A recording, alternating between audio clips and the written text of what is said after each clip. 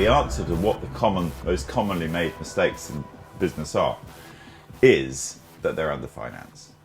And you know, getting finance is the hardest thing to do. It is the hardest thing, especially small amounts of money. And I'm hoping, and I'm working with government, and I'm working with the IOD and CBI, all those people to try and figure ways, more the small business services, to try and figure ways to make it easier to get money.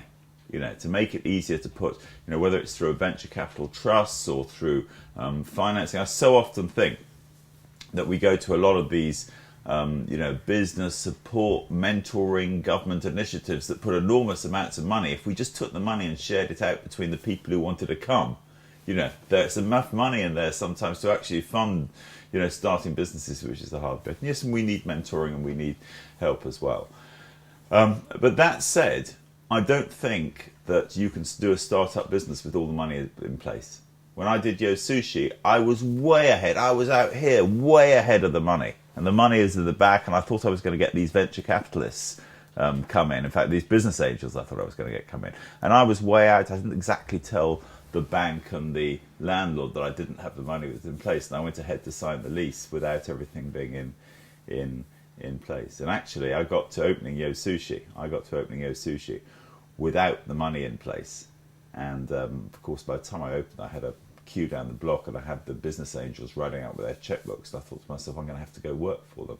And I had 3 sponsors: Sony, Honda, and All Nippon Airlines. They hadn't given me a lot. They gave me some cheap televisions and lent me a bike. On the front door, I had sponsors all over the place. Still didn't have the money. Eventually, you know, I went to the bank with this queue down the block, said, you know, lend me some more money. No, you can't do that. You know, it doesn't tick the matrix box. You know, I thought last chance to do it. I went to my biggest supplier. I said, would you give me some extended terms to pay off this out of the big debt I owe you? And, you know, they don't do that. They're not in the banking business. Do you know what? This guy came back 2 days later. He said, my board says yes. Couldn't believe it. And that's how I financed Sushi. I was way ahead of the money. And I said to this guy a few years later, I said, why did your company do that? He said, we knew that you were safe as houses because you had those Japanese giant sponsors behind you, Sony, Honda, and All Nippon Airlines. So as Mick Jagger said, you know, you can't always get what you want, but sometimes you get what you need.